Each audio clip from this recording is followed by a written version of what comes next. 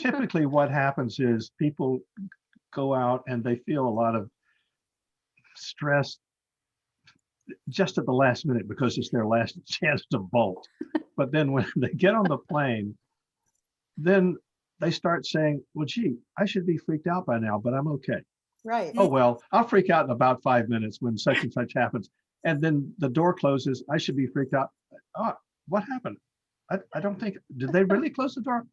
And then as you go through the flight, one thing after another, you say, I should have freaked out there. Right. And then it gets weird because you're not freaking out. Right.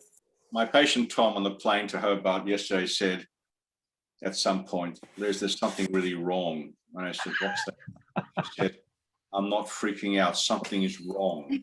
Yeah. And it was this moment of adjustment from her original story of what she predicted would happen to a new story, a re-storying, if you like, where she had to accept, I'm not freaking out like I thought I would. It was an interesting, I'm just sitting there watching the cogs turning, just being a witness to all of this and just reflecting a little bit back onto her.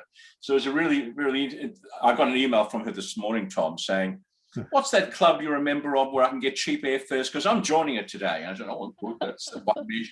That's one measure of outcome success, isn't it? That someone wants to join a frequent flyer club to get cheaper airfares. I'll take that. That's good. Right.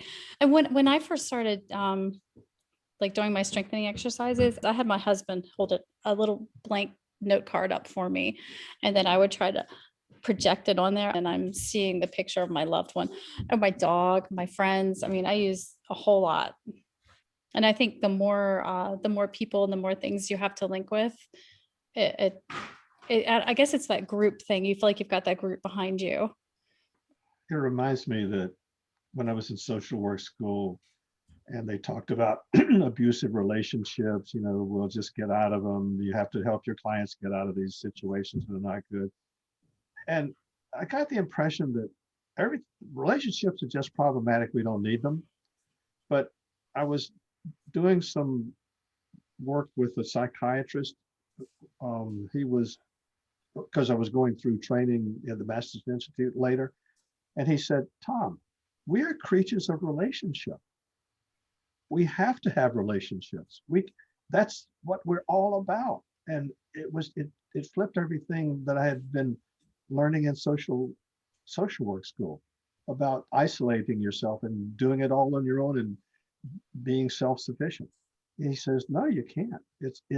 Everything that happens in terms of your calming has to come from other people. And so, Becky, you talk about as many people as you can link up.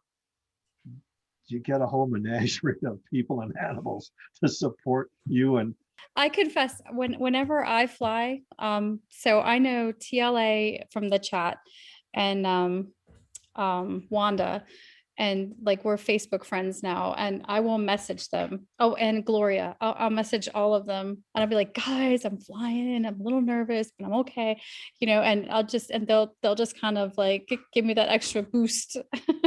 That's really nice. It's so good. Oh, they're awesome. Yeah. They are really awesome. What I love about this program, guys, and those of you who are just listening to, I took so many different programs. Oh my God. I had the videos where they would simulate, and I took so many, I went to a therapist, I did everything.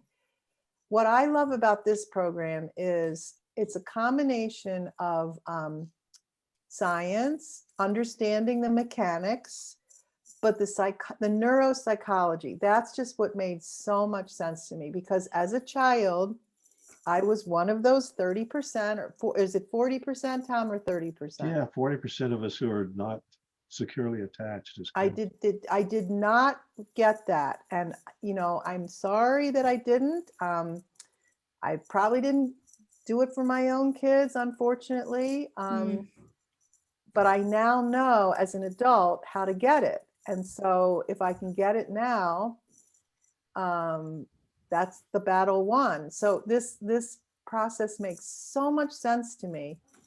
If you didn't get that calming when you were young, and you don't have it built into you, and the amygdala is going to kick in no matter what when you're afraid, that's what happens, and you don't know how to calm, you've got to get it now in a different way and apply it to situations, and it will work. I mean, it's just that simple. So I just thank the Lord that I found this program. I tried hypnotherapy with like a local person. You know, some of the stuff that she was saying makes sense, but you know, I'm supposed to like do this breathing when I'm on the plane. No, that did not work. Can you see this cell phone here? That's the app, or one of the apps that you can use that has the G-force meter on it. Jane was talking about it. It's called SOAR, Conqueror's Fear of Flying. And I'll show you the G-force thing. I'll turn it on here, and then I'll just jiggle the phone a little bit. Now, can you see that graph there? That's what you can see on the plane, that you're just nowhere near any kind of problem. That's reassuring too.